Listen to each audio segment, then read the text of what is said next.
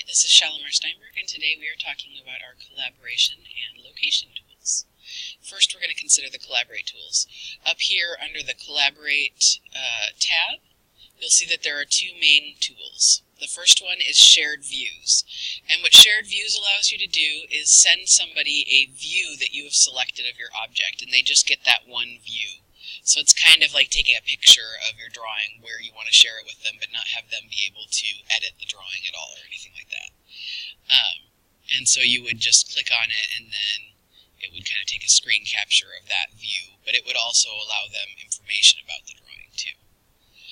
The second one is what we call DWG Compare. And so this allows you to take two drawings, one that is a revision of another drawing, and then use the compare tool in order to see what differences there are between the two drawings. So I'm going to go ahead and start that by opening the tool, and you see it asks you for the two drawings. So I'm going to browse to where I've already created two drawings that are related to each other. And one of them is, let's see here, what did I name those?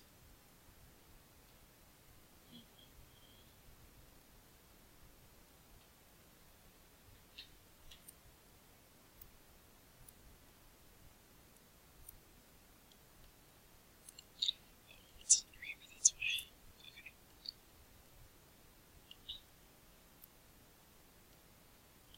Okay, so I've got Floorplan Sample A, which is the DBSAMP drawing that you're familiar with from a previous assignment. And then I've got the B version of that, which is where I've made some changes. So I'm going to say that open, and now I'm going to tell it to compare them. And it's going to create a brand new file which has the two compared. And what it does is gray out anything that's exactly the same between the two drawings, and then it highlights with different colors any of the changes. So it shows you in green what it looked like on the first drawing, and in red what it looks like on the second drawing, so that you can clearly see the difference. It also puts a call-out cloud around it with the yellow line here, and so you have a very clear example of exactly what's changed in your drawing, and you can see then that you made the right changes or not, etc. Or if somebody else has been doing revisions to your drawings, you can see exactly what the revisions were. And you can also get drawing information, and what this does is just show you the basic folder path, date created, and who it was drawn or saved by for both drawings. And you can then copy this to your clipboard to paste into a document that you use to keep track of your revisions, or you can insert this information into the drawing so that it's right next to the drawing and you can see exactly what two files were compared. And the drawing that it creates is called compare and then the name of the first file versus the name of the second file, so you know clearly which one it is. Now if you have like three versions of that file that you want to compare, you could then compare this file to the third drawing if you wanted to and see the differences between that, or you could compare any two of them to each other and get a second file. So this is a really nice tool if you are someone who's doing revisions to drawings a lot, which happens frequently if you work at some place that does manufacturing of parts, and over the years that part changes slightly as they make newer models and things like that. You'd be the person who would have to update all those, and this shows you exactly whether you updated all the parts that you need to or missed out any sections or anything like that. It's also really useful when you're double checking that people who are working on a project together, you can compare their drawings and see what revisions they've both made to the original to make sure that both their sections are getting met, things like that. You can control whether it puts the revision cloud around the objects or not. It's useful if you're trying to call attention to which objects were done, although the colors kind of automatically call attention. And you can change which color it uses in order to highlight those. These are just the defaults. And you can also change which type of revision cloud it does. So you could do like a polygonal one where it does the revision cloud that mimics the shape, basically, of the area that's revised. But the standard is typically the rectangular one. That's what most people will be expecting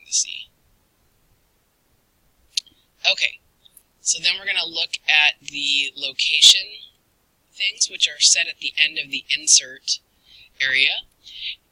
And the way that this works is that you are able to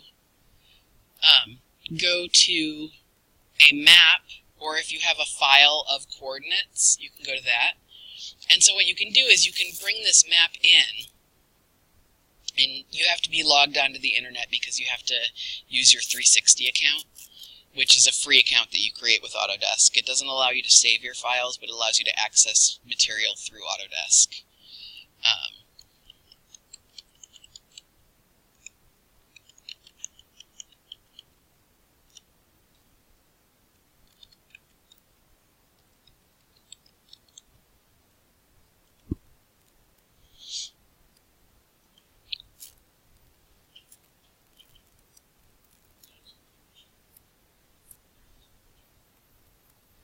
You don't have to download Autodesk 360, you just have to create the account that you created when you signed up to download the free version. That's your Autodesk 360 account login, basically. So then what I can do is I can tell it what map I want, and I can say if I want it to be the aerial version or just the road map or a street side.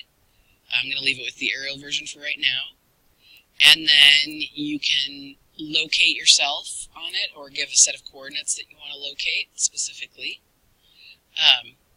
And then, or you can type in an address. So in this case, I could put in 4000 East 30th Avenue, Eugene, Oregon, 97405. And I can drop a marker on it. And then I can go to Next. And you have to choose the projection that you want, or the coordinate system. We're going to use the same one that Google uses, which is the WGS. And you want to pick the WGS 84 Pseudo Mercator. And this just says what kind of projection it is, and the projection basically is what controls where the map is distorted, because anytime that you take a globe and flatten it out on a map, it's going to be distorted to some degree, and different types of map projections distort different things differently. This is the one that you're used to seeing where Greenland looks bigger than it actually is, but most other things are fairly close to their actual size and shape. It's mostly at the poles that things get stretched the most. So. And just make sure that the time zone is correct for you. And then go ahead and say Next. And now you can select a point for the location. And you can just type 000 or whatever you want to do. I'm just going to hit Enter and accept it. And you specify the north direction angle. So you want to specify which direction in the map is supposed to be north. And it goes ahead and brings that map in for you. So you may be wondering why this would be a useful thing. Well, for example, if I am part of facilities here on campus and we are drawing a new building, maybe I want to be able to actually spatially locate that building where we're drawing it. So maybe it's a shed that's going to be on the soccer field here, or maybe it's, extra driving or parking lot space or something like that.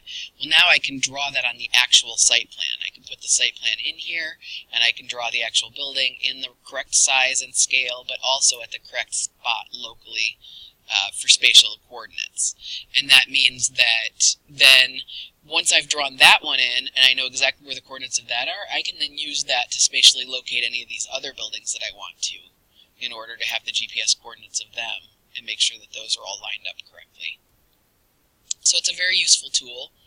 The most common use for it is going to be when you're doing developments or things like that, and you need to be able to draw the site plans for each of the lots, and you want them all to be GPS located so that when people do a Google Earth search or something like that, they actually see that lot if you're trying to sell it or something like that, and then you can place plans for the different types of houses that they'd be able to order through your development company there.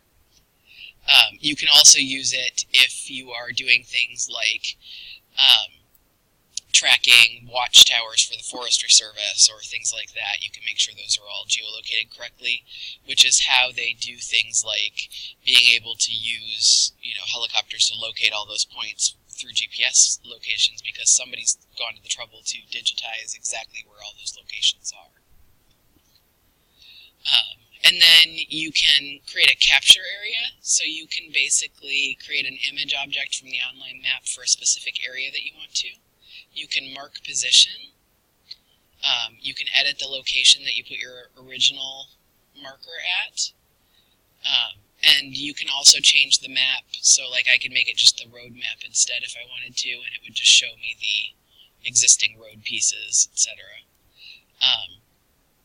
And you can turn the map all the way off if you want to, or do the hybrid map, which is the image with the basic road names and things like that on it, which is typically actually one of the most useful ones to do.